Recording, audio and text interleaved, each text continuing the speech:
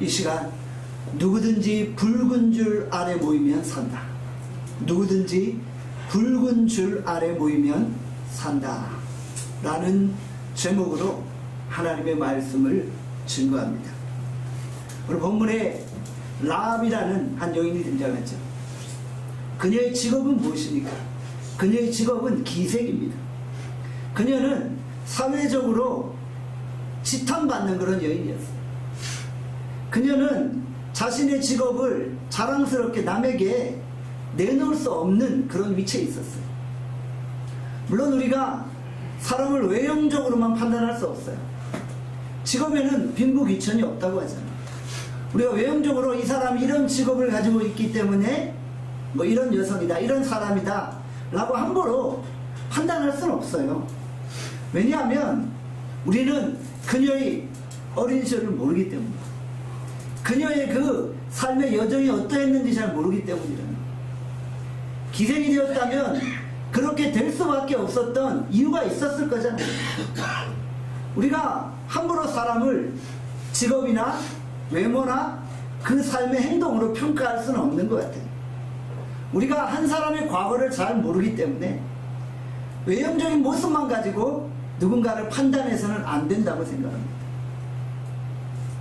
우리가 하나님의 사람으로 이 땅을 살아갈 때 하나님의 마음을 품고 우리가 생활해야 되잖아요. 우리 주님이 우리에게 뭐라고 말씀하셨어요? 외모로 사람을 판단하지 말라고 했죠. 외형으로 사람을 판단하지 말라고 했죠. 왜 교회가 삭막해지고 왜 교회가 세속화되어져 갑니까? 어떤 성도가 교회로 들어옵니다. 외형적으로 모습이 아주 그럴싸해 보여, 멋져 보여.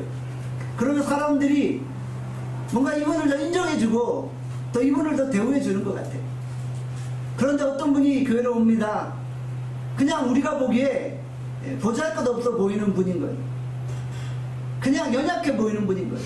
그러면 우리가 때때로 그분에 대해 실소하고 우리가 하나님 앞에 연약한 모습을 보일 때가 있지 않습니까? 여러분들, 오늘 우리가 적어도 주님 앞에 설 때 우리의 마음과 생각이 하나님의 가슴으로 변화되어지고 주님의 마음으로 사람들을 대할 수 있기를 바랍니다. 우리가 누군가를 바라볼 때 색안경을 끼고 바라보면 그 사람의 진 면목을 보지 못한다는 것이죠.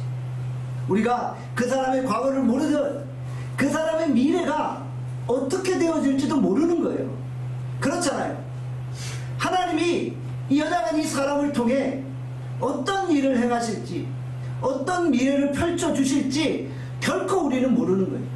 그렇기 때문에 우리가 사람을 판단하지 아니하고 다 용납하고 받아들여야 하는 것이죠. 여러분들, 우리가 한 사람 한 사람을 바라볼 때 함부로 판단하여 바라보지 않기를 바랍니다. 우리가 다 용납하고 그들을 이해하고 정말 그리스도 안에서 일치와 연합의 모습을 보일 수 있기를 간절히 소원합니다. 기생 라합은 사회적으로 하찮은 여인이었어요. 보잘것없는 여인이었어요. 그런데 오히려 이 여인이 그 어떤 사람들보다 더 마음이 가난하고 심령이 가난한 여인은 아니었을까요? 이 기생 라합이 예수님의 족보에 그 이름을 올리고 있어요. 예수님의 족보는 왕의 족보잖아요.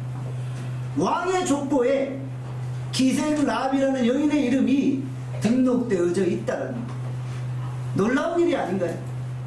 말씀 한번 찾아볼까요? 마태복음 1장 5절입니다. 마태복음 1장 5절 함께 읽겠습니다. 시작.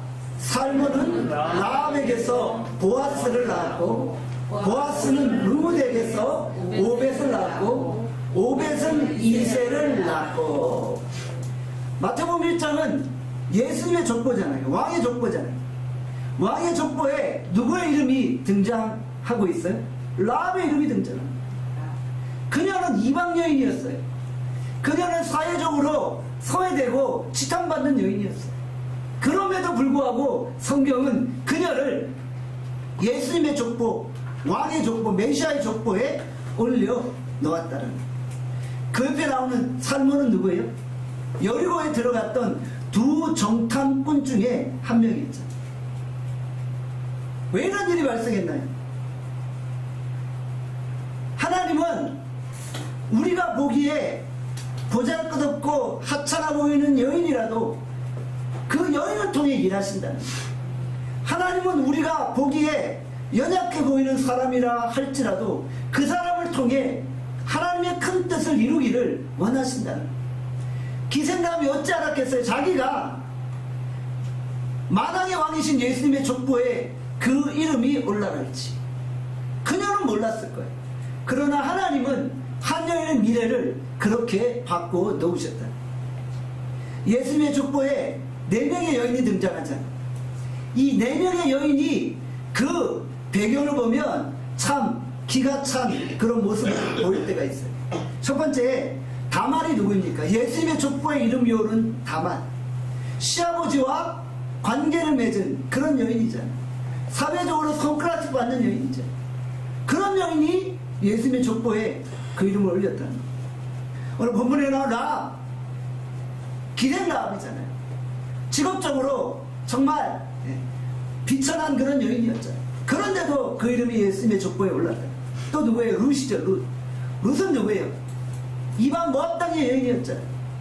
남편이 죽고 재혼한 그런 여인이었잖아요. 이 여인이 예수님의 족보에 그 이름이 올랐다는 것이죠. 본문에 우리가 읽은 내용이 나오죠. 보아스는 룻에게서 오벳을 낳고 오벳은 이세를 낳았다고 했죠. 그리고 또 누구인가요? 우리아의 아내 바세바. 우리아의 아내 바세바. 다윗에게 여러 아내들이 있었잖아요. 그런데 성경은 여러 아내들 중에 유독 간음했던 우리아의 아내 바세바를 예수님의 족보에 올려놓았다는 거예요. 그리고 이 바세바가 원래 누구의 남편이었는지도 누구의 아내였는지도 기록해 놓은 거예요. 그녀의 남편이 누구였는지도 기록해 놓은 거예요. 우리아의 아내 바세바라고 기록해 놓았다. 예수님의 족보에 올려놓은 이 4명의 여인들을 보면 다 사실은 정상적인 그런 여인들은 아니었어요. 그런데 하나님은 이런 여인들을 통해서 하나님의 거룩한 구원 사역을 이루어내셨다. 여러분 놀랍지 않나요? 성경은 의도적으로 이런 여인들을 통해 메시아의 탄생을 이야기하고 있다는 것이죠. 비난받아야 될 여인들, 어찌 보면 인간 이하의 여인들, 그들은 비록 사회적으로는 손가락질 받았지만 하나님은 그들을 너무 사랑하십니다. 하나님은 사람을 외형이나 외모로 보지 않으시잖아요. 하나님은 그들을 너무 사랑하시고 그들을 통해 하나님의 구원 역사를 이루어 가셨다. 사랑하는 여러분, 오늘 우리가 하나님의 역사 앞에 겸손하게 엎드립시다. 하나님은 우리의 조건이나 우리의 상황이나 우리의 환경을 통해 일하시는 분이 아니라 하나님은 우리의 모습이 아니라 우리의 환경이 아니라 하나님의 뜻대로 하나님의 일들을 이루어 가심을 우리가 보게 되어진다. 라합이 어떻게 이런 믿음을 소유하게 되었나요? 라합이 어떻게 하나님을 믿게 되었나요? 그의 신앙 고백을 한번 살펴보도록 합시다. 여호수아 2장 11절입니다. 11절 말씀 함께 읽겠습니다. 시작.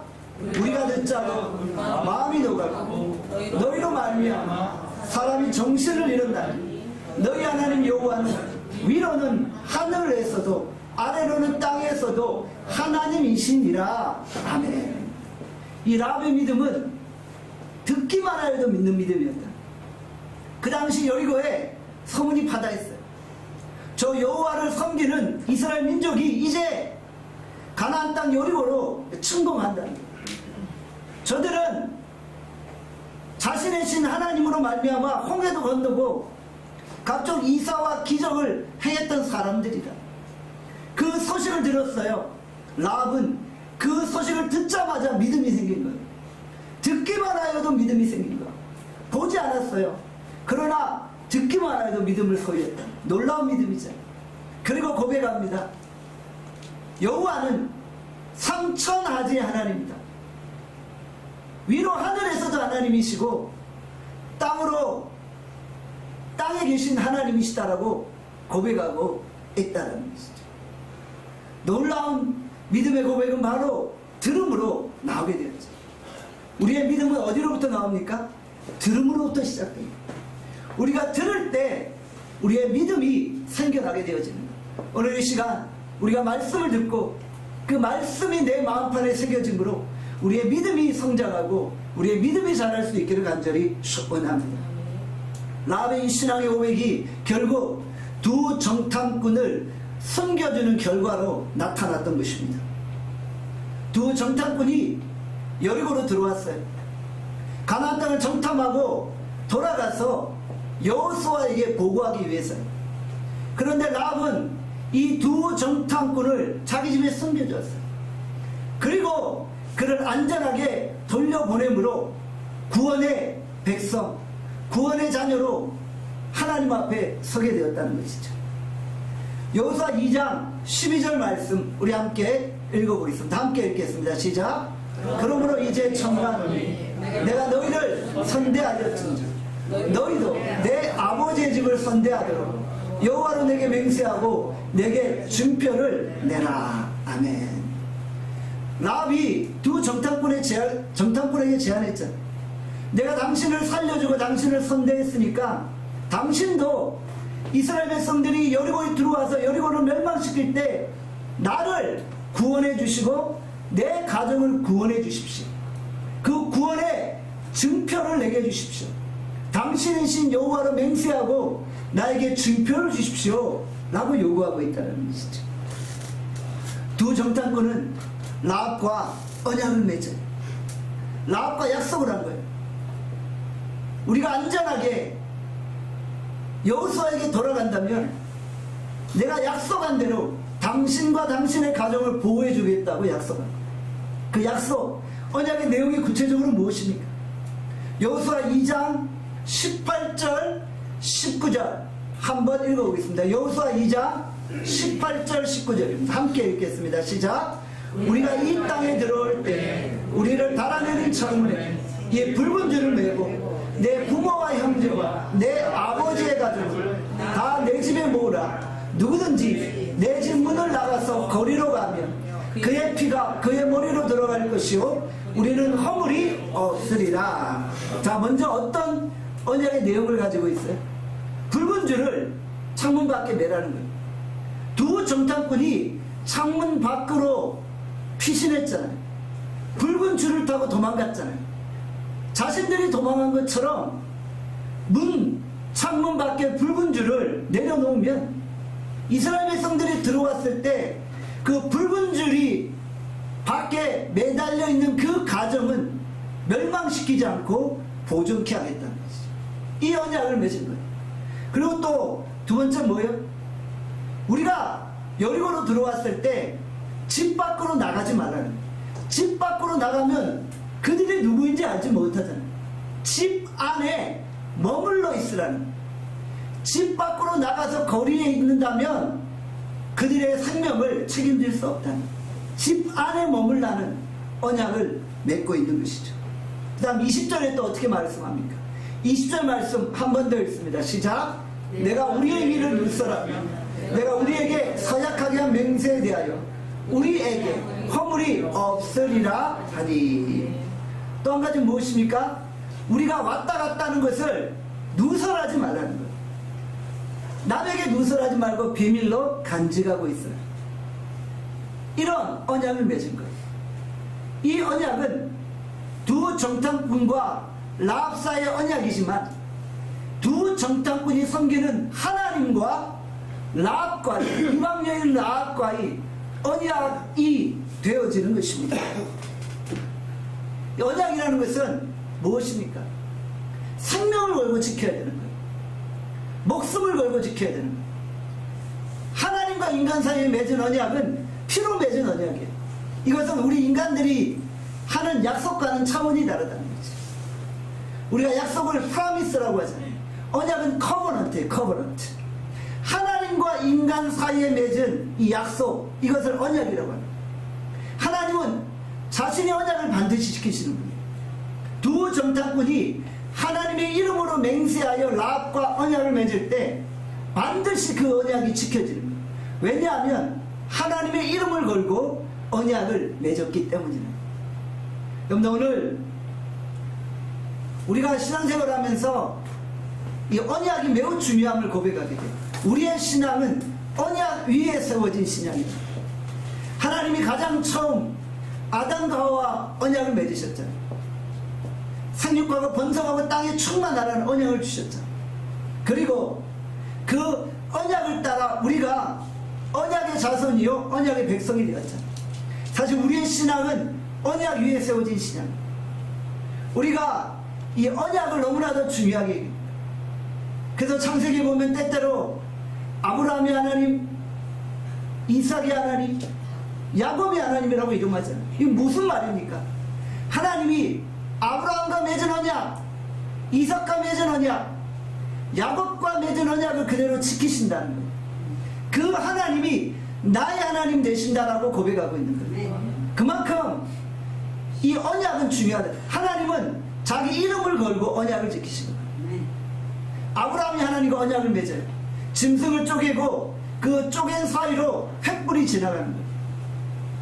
하나님과 인간 사이에 언약이 맺어질 때 왜 짐승이 쪼개졌나요? 누구든지 이 언약을 지키지 않으면 짐승처럼 쪼개질 것이다. 짐승처럼 쪼개질 것이다. 이것을 의미하는 거예요. 그러니까 하나님이 인간과 맺은 언약은 그만큼 확실하고 반드시 이루어진다는 것이죠. 하나님은 언약이 하나님이세요. 그러니까 우리가 하나님의 언약을 붙들고 기도하는 거예요. 하나님이 우리에게 주신 말씀의 언약이 있잖아요. 그 말씀의 언약을 붙들고 기도하는 거예요. 그러면 하나님은 반드시 그 언약을 지키시는 분이다. 하나님의 약속한 바를 반드시 이루신다는 그 믿음을 가지고 우리가 생활하는 거예요. 제가 여러 성도들과 종종 신방 전화를 해요.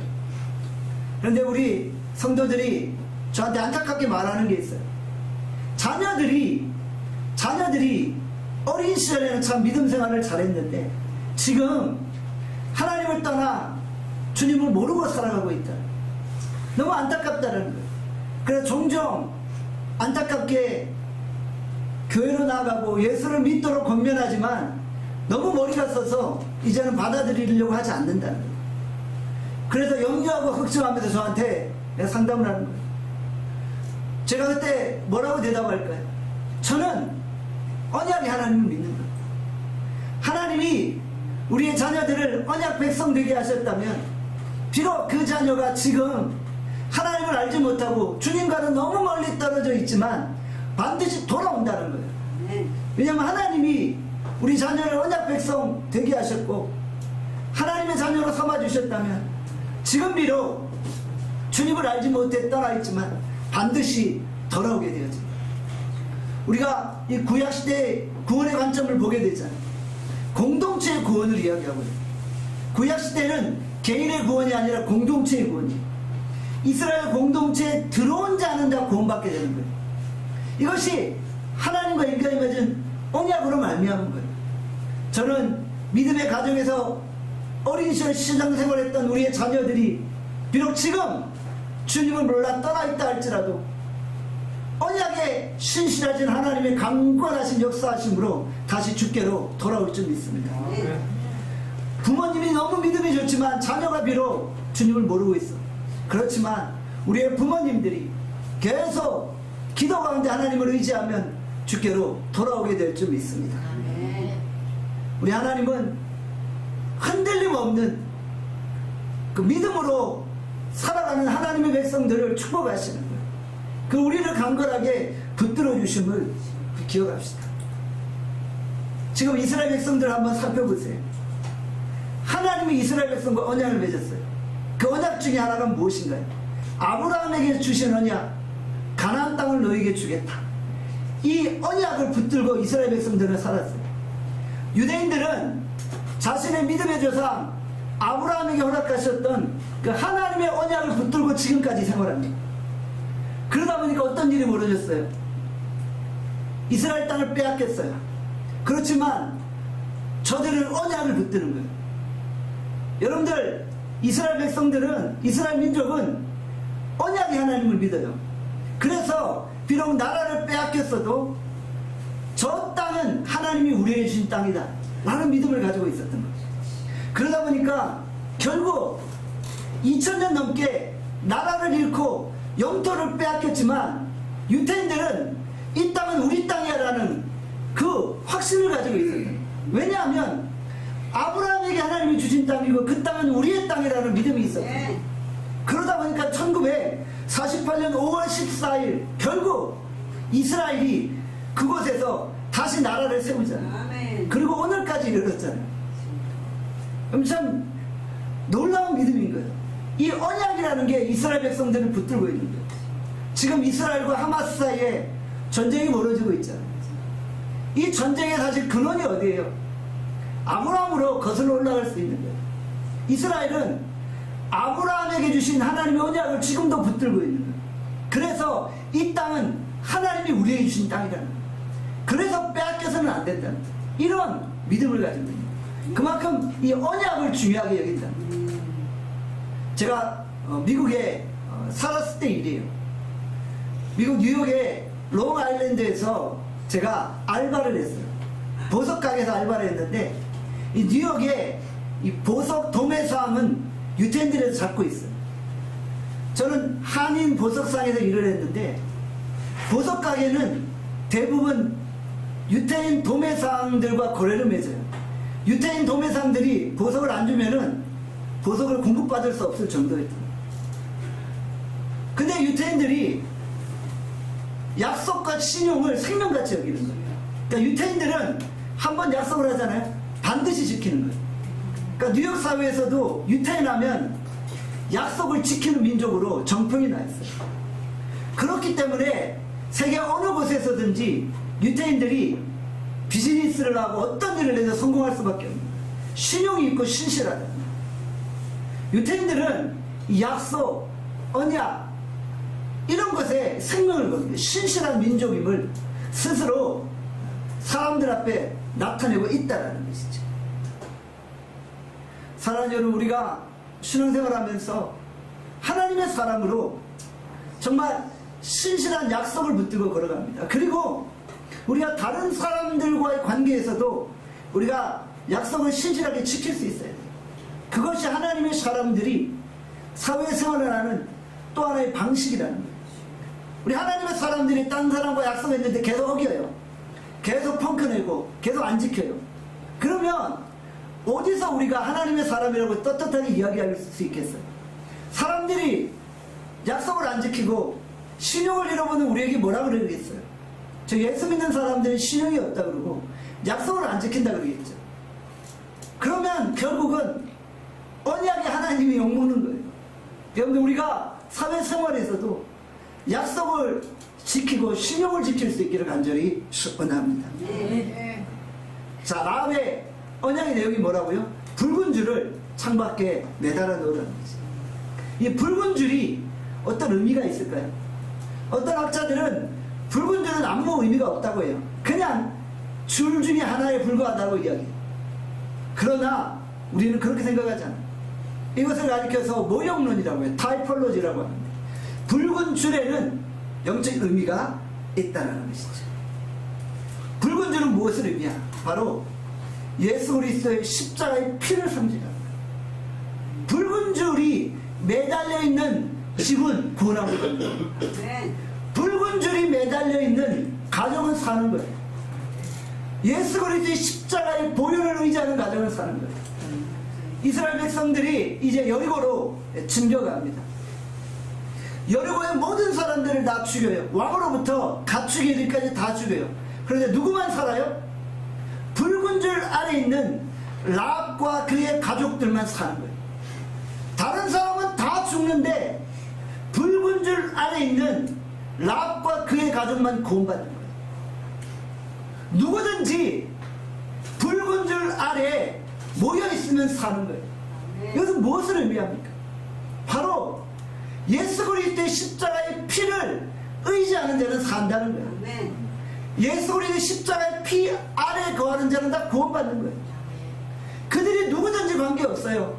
그들의 직업이 아무리 천하든지, 그들이 아무리 연약하고 보잘것없든지, 그들의 외모가 하찮고 그들의 출신 성분이 보잘것없을지라도 관계없어요. 그 누구든지 예수 그리스도의 보혈의 피 아래에 있는 자는 다 구원함을 받게 됩니다. 이것이 하나님의 언약입니다.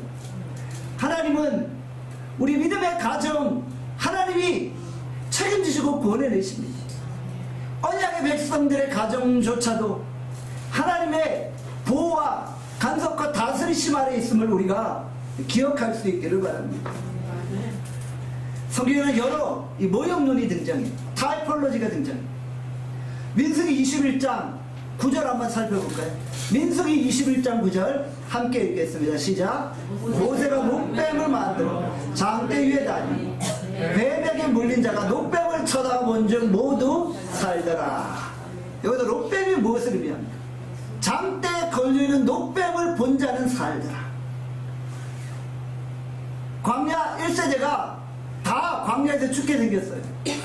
하나님 앞에 원망하고 불평하다 보니까 다 죽게 돼요.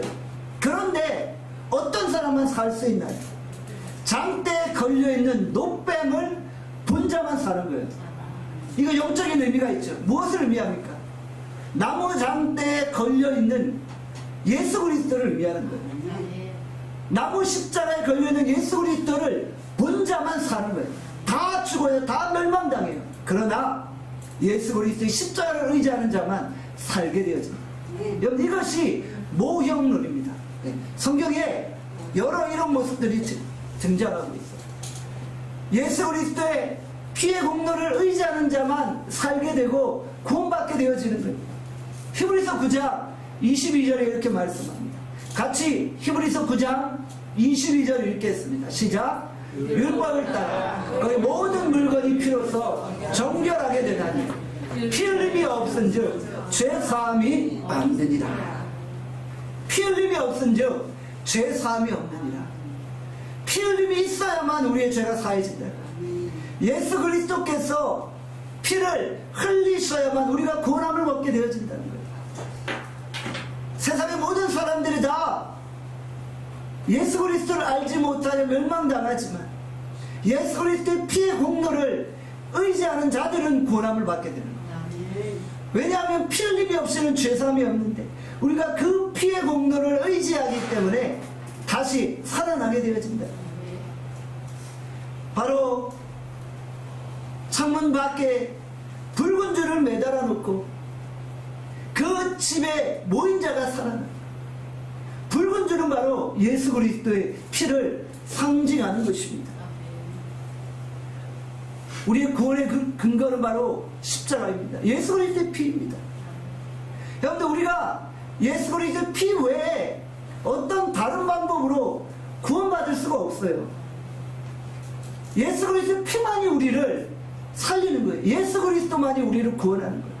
그 외에 다른 길은 없는 것입니다. 사도행전 4장 12절에 말씀하잖아요. 우리 같이 사도행전 4장 12절 읽겠습니다. 시작. 다른 이로서 구원을 받을 수 없는 천하 사람 중에 구원을 받을 만한 다른 이름을 우리에게 주신 일이 없음이라 하였더라. 아멘. 예수 그리스도 외에 다른 구원의 이름은 없습니다. 우리가 구원받을 유일한 이름은 바로 예수 그리스도입니다. 예수 그리스도를 붙드는 자만이 삽니다. 붉은 줄 아래 모여있는 자만 구원함을 받게 되어지는 거예요. 오늘 이 시대는 십자가 없이 윤리와 도덕을 논하고 있어요. 제가 미국에서 신학 공부를 할 때 소위 자유주의 신학자라는 자들이 십자가 없는 구원을 논하고 있었어요. 저는 정말 분개할 수밖에 없었어요. 십자가 없이도 구원해낼 수 있다는, 윤리와 도덕과 정의를 외쳐도 그들의 행위로 구원받을 수 있다라고 말하는 거예요. 너무나도 답답했어요.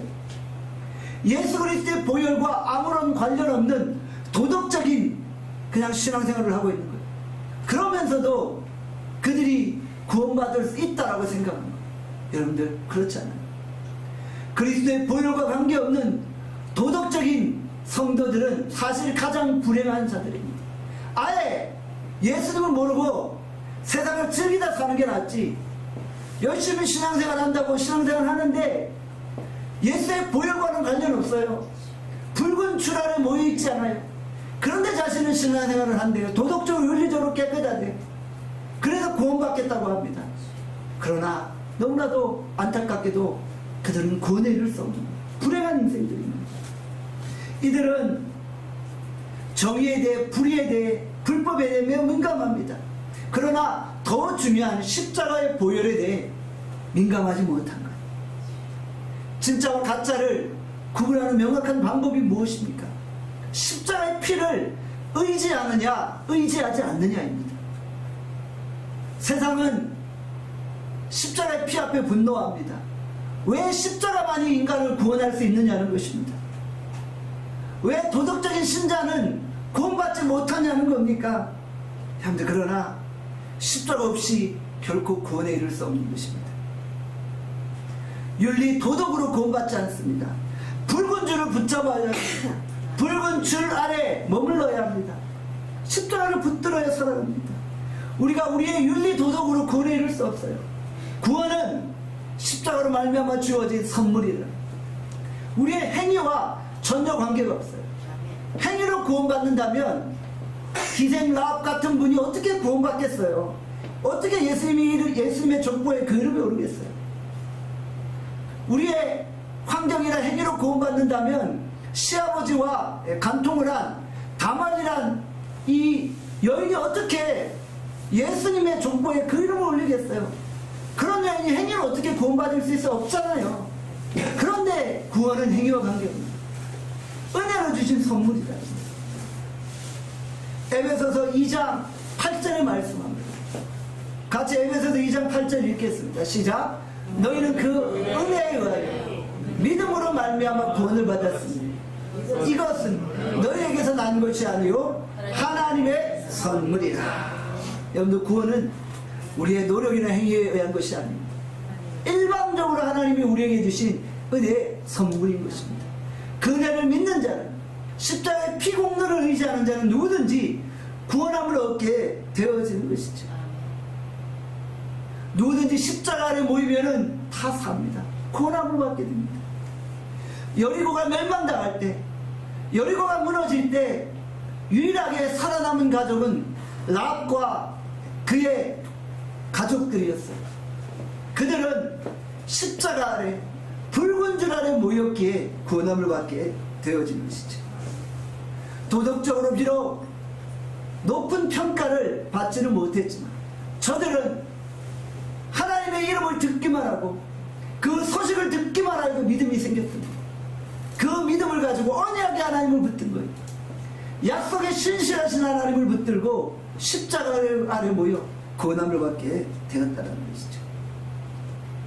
창세기 28장 12절에 보면 또 다른 모욕론이 등장합니다. 우리 창세기 28장 12절 한번 읽어봅시다. 시작. 꿈에 본즉 사닥다리가 땅 위에 서 있는데 그 껍데기가 하늘에 닿았고 또 본즉 하나님의 사자들이 그 위에서 오르락 내리락 하고. 어떤 내용이에요? 야곱이 베델에서 꿈을 꾸었죠. 라반의 집으로 피신할 때 하나님이 꿈을 꾸게 하셨어요. 이 꿈의 내용이 어떠합니까? 사닥다리가 땅 위에 서 있는데 꼭대기가 하늘에 닿았어요. 그리고 하나님의 사자들이 그 위에서 오르락 내리락 하고 있는 장면이에요. 이것은 바로 예수 그리스도를 보여주고 있는 거예요. 이것은 바로 예수 그리스도를 상징적으로 보여주고 있는 거예요. 우리가 구약 성경을 읽다 보면 구약 성경 군데군데 예수 그리스도가 등장하고 있어요. 우리가 이것들을 발견해야 된다는 것이죠. 요한복음 1장 52절에 해석이 등장하죠. 요한복음 1장 52절. 우리 다 함께 읽어보도록 하겠습니다. 함께 읽겠습니다. 시작. 또 이르시되 진실로 진실로 너희에게 이르노니 하늘이 열리고 하나님의 사자들이 인자 위에 오르락 내리락 하는 것을 보리라 하시니라. 아멘. 인자이신 예수 그리스도 위에 하나님의 사자들이 오르락내리락 하는 거예요. 아까 창세기에 나온 내용이 여러분 무엇을 의미하는 거예요? 인자 대신 예수 그리스도가 등장하고 나타나고 있는 것입니다.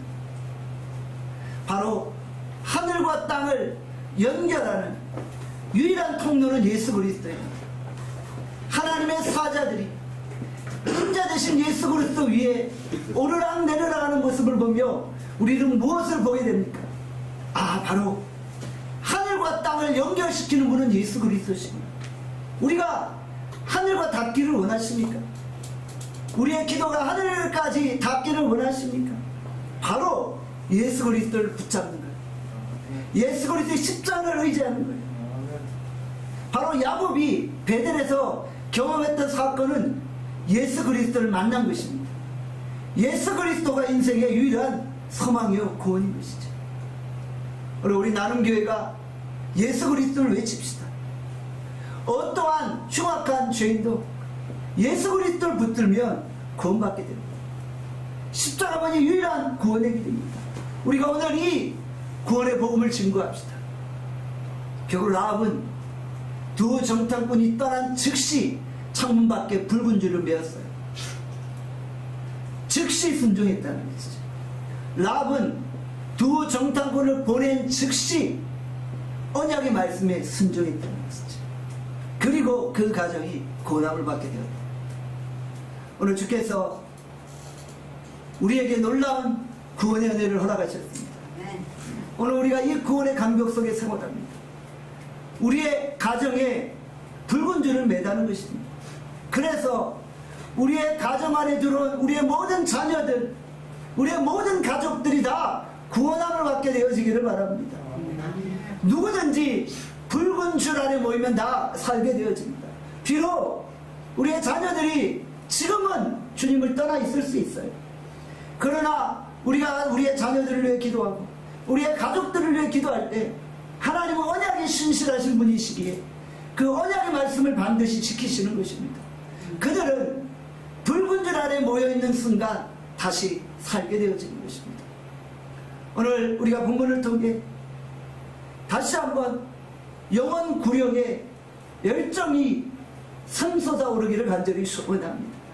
아무나 구원 얻을 수가 있는 게 아니에요. 붉은 줄 안에 모인 자들만 구원함을 얻게 되어지는 거예요. 오늘 우리 나눔교회가 붉은 줄 안에 모여있기를 원합니다. 우리 나눔교회 창문 밖에도 붉은 줄을 매다는 거예요. 십자가의 피를 매다는 거예요.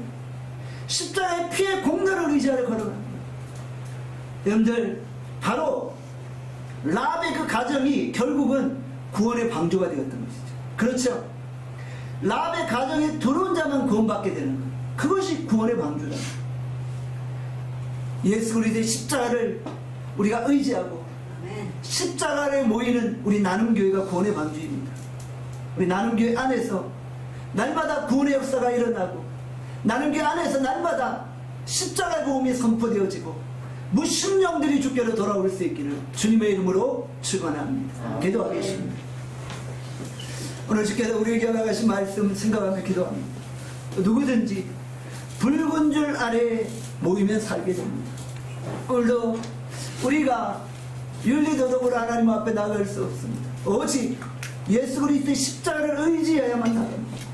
우리 가정이, 우리의 자녀들이 붉은 줄 아래 모이게 하여 주시고 십자가 아래 모이게 하여 주시고 십자가의 공로를 의지하여 걸어가게 하여 주시오.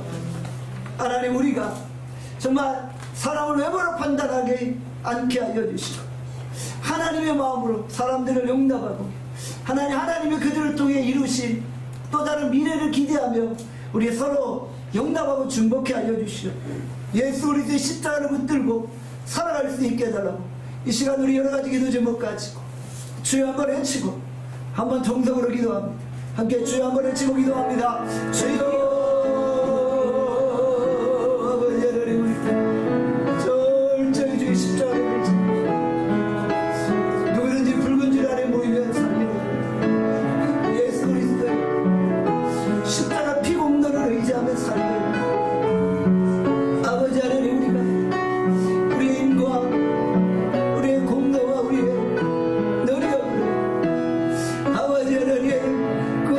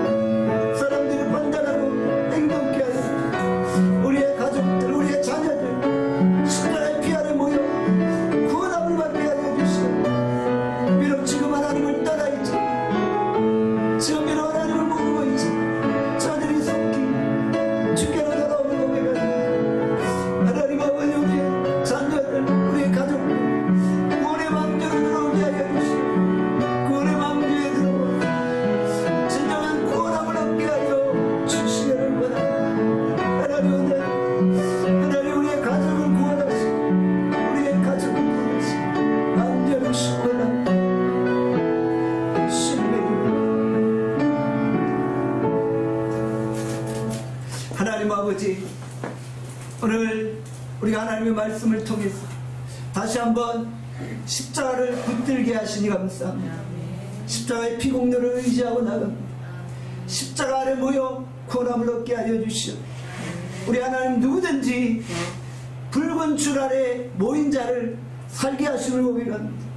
우리의 외형과 우리의 외모와 우리의 출신 성분과 우리의 직업과 우리의 환경이 우리를 구원으로 인도하는 것이 아닙니다. 하나님, 우리가 사람을 외모로 판단하지 않게 하여 주시고 진정 누구든지 주 앞에 엎드린 자는 구원함을 받게 되어짐을 고백합니다. 하나님, 우리 나눔교회가 십자가 아래 모이고 붉은 줄 아래 모여 있습니다. 하나님, 이곳에 들어오는 자들은 다 구원함을 받게 됩니다. 우리가 구원의 왕조로서 이 세상을 구원해내는 역할 감당케 하여 주시오. 성령께서 오늘 우리를 붙드시고 우리를 강건케 하여 주시기를 간절히 소원합니다. 우리의 가족들, 우리의 자녀들 모두 다 축복하시고 붙들어 주시기를 간절히 빌고 소원하고 예수 그리스도의 이름으로 기도합니다. 아멘.